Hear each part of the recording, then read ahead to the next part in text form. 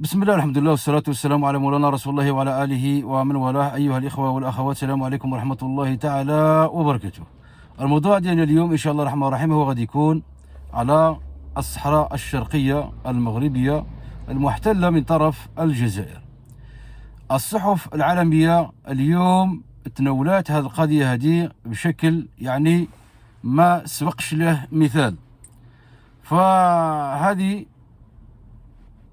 صحيفة إسبانيا طرقات لهذا الخلاف الأخير اللي وقع ما بين المغرب والجزائر، الذي انطلق على إثر بعض التصريحات المغربية المتزامنة التي أكدت على مغربية الصحراء الواقعة حاليا في الجنوب الغربي الجزائر. وأشارت الصحيفة الإسبانية إلى أن أصل هذه القضية قد عاد إلى واجهة الجدل القائم بين الدولتين في نهاية فبراير الماضي، عندما أكدت مديرة الأرشيف الملكي المغربي باهجة سيمو خلال حضورها ملتقى من تنظيم وكالة الأنباء المغربية أنه لا توجد فقط وثائق تاريخية تشهد على سيادة المغرب على ما يسمى بالصحراء الغربية، ولكن أيضا على الصحراء الشرقية الواقعة في جنوب غرب الجزائر. قالت إنها كانت طيلة السنوات الأخيرة على ذمة الباحثين للتشاور والتثبت مما أدلت به، مشيرة إلى أن الوثائق التي أعلنت عنها ليست مجرد مراسلات، ولكنها أيضا تتضمن خرائط ومعاهدات واتفاقيات من العصور الوسطى حتى يومنا هذا، على يعني ما ذكرت هذه الصحيفة. يعني المطلب ديال المغرب تجاه الصحراء نتاعو هو لاستكمال الوحدة الوطنية ديالو، الوحدة الترابية، واللي ارتبكت من طبيعة الحال الحسابات نتاع الكبرنات.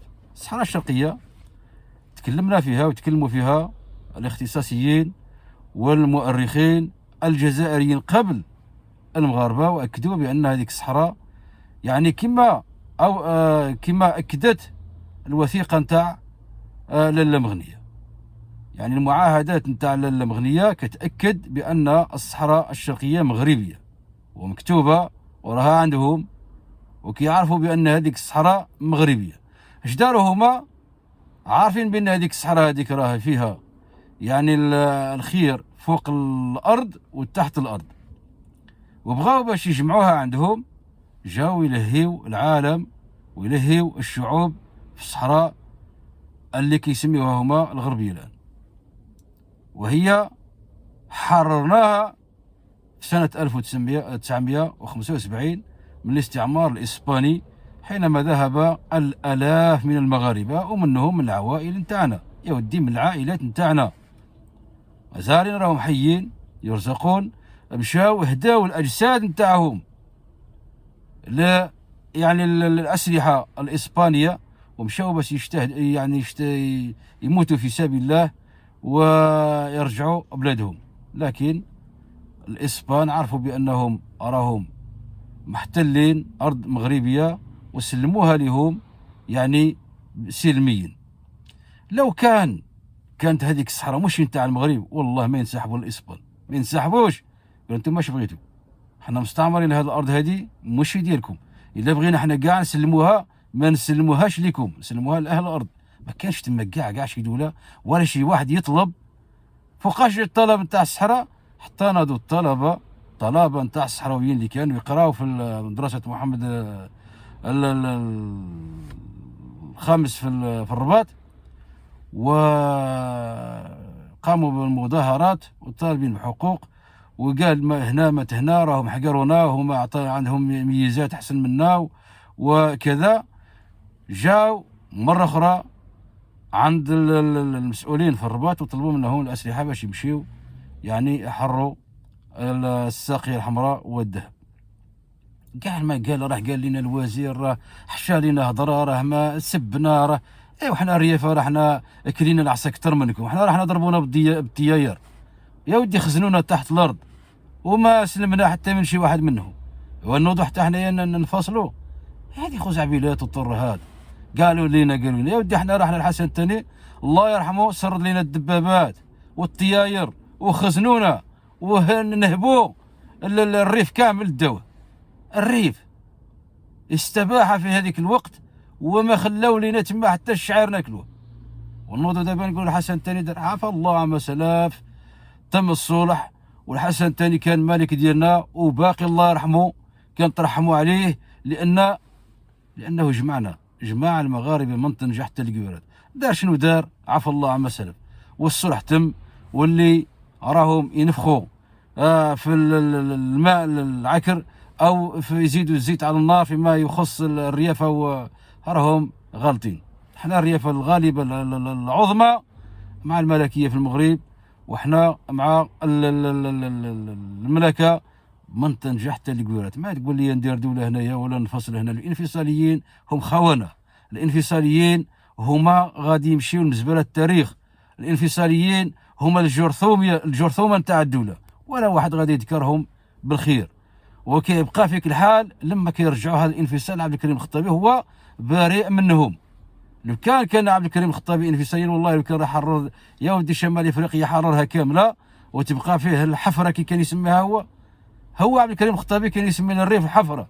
قال لهم كل العالم استعمر الا هذه الحفره اللي كتشوفها قدام وهي الريف، ما كانش مستعمره، كان شدوها الرجال والعوائل نتاعنا وجدودنا، وحنا باقيين صامدين وندافعوا على الارض نتاعنا ان شاء الله. كيما حررنا الريف، حررنا المغرب، حررنا شمال افريقيا، قادرين نحرروا الصحراء الشرقيه نتاعنا بلا ما تضحكوا علينا. الان كنشوفوا العسكر والحكومه والشعب حتى هو والمعارضه اول مره كيتحالفوا. علاش؟ على المغرب، باش تعرف بان المعارضين ما يخدعوك.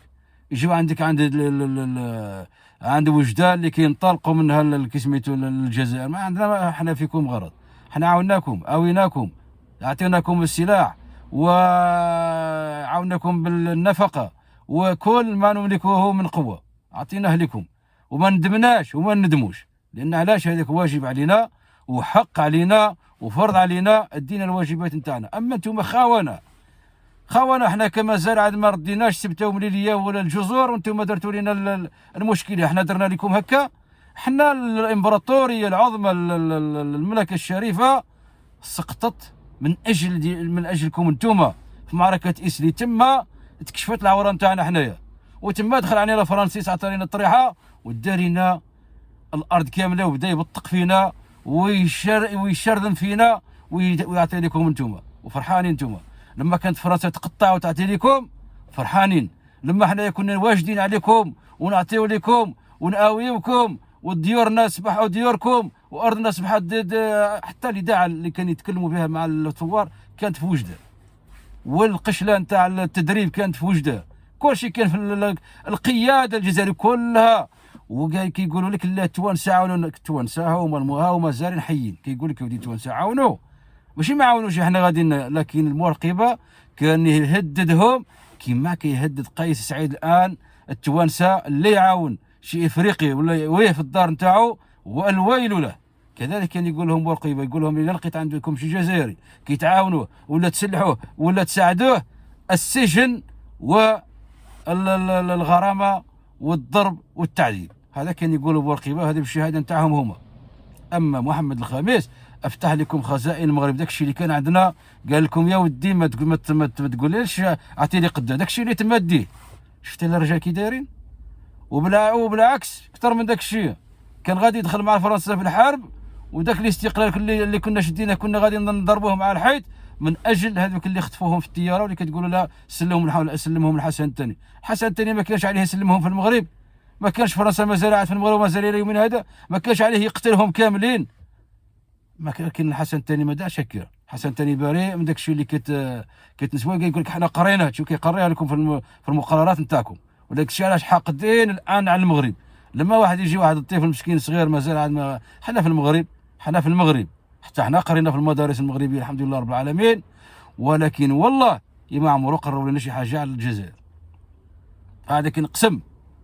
انا قريت في الثمانينات حتى جيت لاوروبا ما تماشي مقرر لان انا دخلت في 80 المدرسه، ما قراوناش شي مقرر في كي سميتو في المدارس نتاعنا كيتكلم على الجزائر. اللهم لما كان كيجيبوا عند الخريطه باش كان الحدود ما كيرسموهاش ما بيننا وبين الجزائر. هذا الشيء اللي كاين. ما كيقولوا لنا ودي الجزائر راه عدو ولا دخلوا معنا في حرب. هذاك الشيء ما كناش نعرفوا حنا المغاربه نهائيا، حتى قريناه في التاريخ هنايا في اوروبا. والله الا عرفنا حنايا، حتى بوليزاري والله ما عرفنا حتى جينا لاوروبا هنايا، ما كناش نعرفوا شي حاجه. المغاربه هانيين هانيين، الشعب الدخل، الجيش الملكي قايم بالدور نتاعو. والسلام عليكم. حنا جاني السلام.